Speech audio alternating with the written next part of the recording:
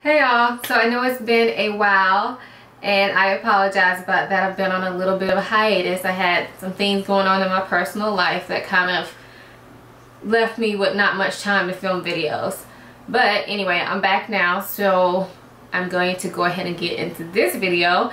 And today I'll be doing a first impression of the new MAC Mineralize SPF 15 foundation. Now, I do not have a bottle because I went and got a sample to save money on this. I haven't owned a liquid MAC foundation ever, so I didn't see enough good things about this foundation for me to just jump on the bandwagon and get it. So I decided to go in there and ask for a sample.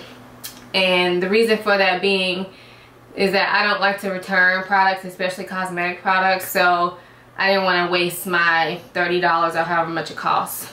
Well, actually, I have it pulled up on my iPad, so let's see. It costs $33 for a 1 ounce bottle. Hey y'all, so I know it's been a while and I apologize about that. I've been on a little bit of a hiatus. I had some things going on in my personal life that kind of left me with not much time to film videos. But anyway, I'm back now, so I'm going to go ahead and get into this video. And today I'll be doing a first impression of the new MAC Mineralize SPF 15 foundation. Now, I do not have a bottle because I went and got a sample to save money on this. I haven't owned a liquid MAC foundation ever, so I didn't see enough good things about this foundation for me to just jump on the bandwagon and get it. So I decided to go in there and ask for a sample. And the reason for that being is that I don't like to return products, especially cosmetic products, so I didn't want to waste my $30 or however much it costs.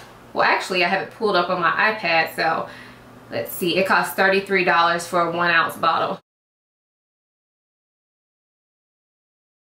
So MAC claims that this is a mineral foundation made from mineral powders that are supposed to diminish imperfections and fine lines and provide a more even skin tone. It's also supposed to provide a natural finish that makes the skin appear refined, revitalized, and refreshed. So that's what MAC says about it. So let's see what I think about it.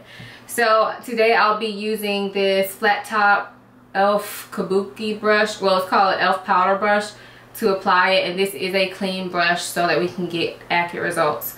On my face, I do have a primer, and I decided that from now on I'm going to, whenever I do foundation what are these called? First impressions. Whenever I do foundation first impressions, I'm going to use a primer because I wear primers every day, and there's no point in doing a first impression and not getting the results I want, and then, you know, using it with a primer and liking it and have to come back and tell you, okay, like, I like it now with a primer. So I'll be using a primer from now on.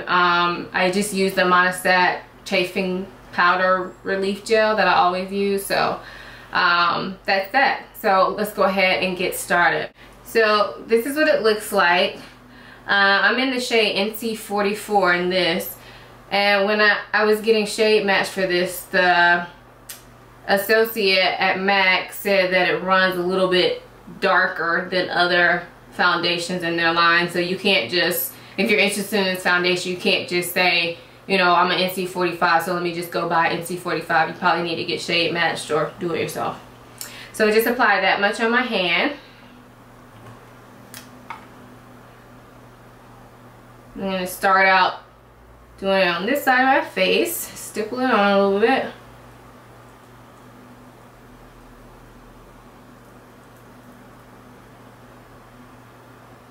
And I don't think I put enough on. That didn't even reach my whole face, my whole half of my face.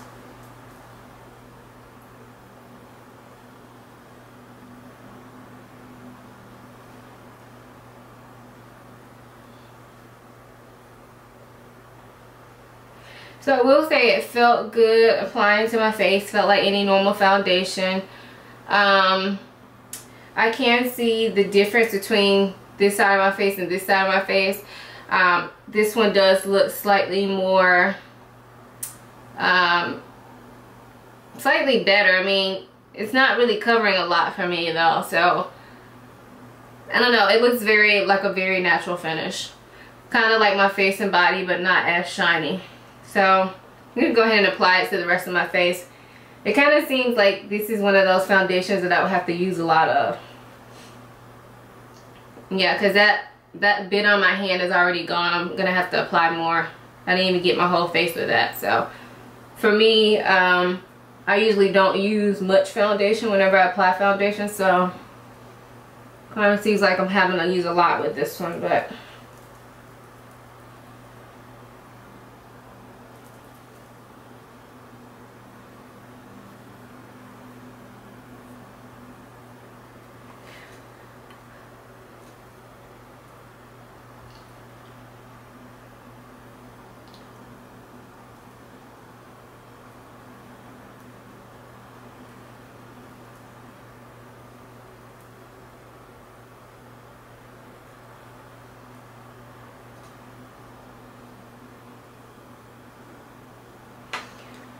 okay, so now that that's applied to my entire face, I do like the finish it gives me. It does provide a natural finish. I don't think it covers a whole lot, but that's okay because most times I don't wear full coverage foundations anyway. I pretty much would say it is a light to maybe medium coverage. Now, what I will say is that when I was getting shade matched in the store, she applied it with a regular foundation brush, and it covered a lot more. So that's something to consider if you're looking for a heavier coverage. But like for me, in my case, I would just use the same type of brush I used today, and this is fine coverage for me. So I'm going to go ahead and apply the rest of my makeup, and then I'll come back so you can see what it looks like before I go about my day. So see you in a second. Okay, so I'm back. I've applied the rest of my makeup. I put on concealer underneath my eyes, but nowhere else on my face, and I applied powder to set that concealer, but I did not apply face or setting powder anywhere else on my face. I did apply some blush, just a little bit of blush, and a liquid highlighter and eyeshadow, of course, but other than that, I did not set my face. I did not use any setting sprays. So I will be back in a few hours to let you know how it's holding up, what it looks like, what I think of it. Right now I can tell you that I do like the finish.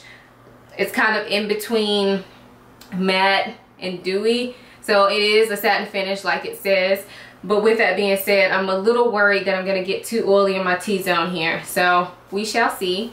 I left my phone in the other room, but right now the time is 1:50. You're just going to have to trust me on that. So I will see you guys in a few hours, and hopefully my face still looks good. So bye. Okay, so I'm back. The time right now is 5:22. So it's been like 3 hours, I think. Actually like 3.5 hours. So at this point you can see my forehead is definitely shining, and my nose is a little shiny as well, and my chin is shiny, so pretty much my T-zone. But I can also see I'm starting to get a little bit of shine right here as well. So with that being said, if I would have powdered this, that probably would have made a difference with my shine coming through.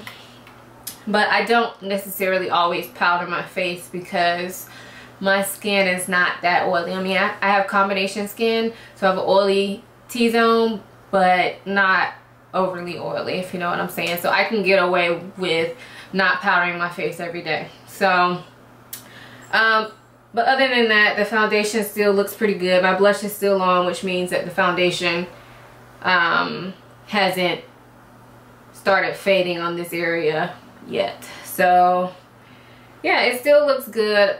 I think I am going to go ahead and blot. Okay, so I think my face looks a lot better after blotting, and I don't have a problem with blotting throughout the day. That's not bad for me. However, normally with most foundations I don't need to blot until about 6 to 7 hours, and so far it's not even been 4 hours yet. So we'll see. Hopefully this foundation will continue to hold up throughout the day. I will be back later on today to let you know how it held up and what my final thoughts on it are. So see you soon. Hey guys, so I am back and the time is now 9:15. And so I've had this foundation on a total of about 7.5 hours at this point. So since the last time I came back, I have not blotted, I have not applied any powder or anything like that. So this is what it looks like after 7.5 hours. I am shiny again. You know, it is what it is.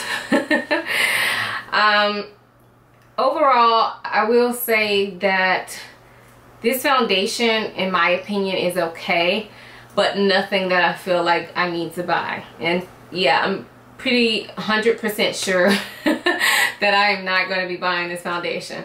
And I'll tell you why. It looks okay on, but in my opinion, it doesn't look better than the foundations that I already own. So there's really no reason for me to buy it. I like other foundations that I have a lot better than this one. For one, I think they make my skin look better. I don't get as oily in this area. And so in a lot of my foundations, I don't really have to blot until about 8 hours in. So with that being said, I don't think it's a bad foundation. I'm not bashing MAC. I just personally don't think it's that great. Now, if you have dry skin or more mature skin, you might like this because it didn't settle into any fine lines. I really don't have many lines on my face, but kind of in this area, it didn't settle into those fine lines. And if your skin is dry, it will provide moisture. Sometimes when I apply foundation, especially like satin or a matte finish, it will stick to little spots on my face that are drier than others, and that did not happen with this foundation. So that is definitely a good thing. So if you have dry skin, I think it's definitely worth checking out a sample. The price isn't too bad, you know, when compared to other department store foundations. So yeah. So I hope you all enjoyed this first impression. I'm sorry if I've been kind of all over the place today, but I'm trying to get back in the habit of talking to the camera. So forgive me. I hope you all found this helpful. Let me know if you decide to try out this product, and let me know how it works out for you, because foundations are gonna work different on every person. So just keep that in mind. And I thank you all for watching. See you in the next video. Bye.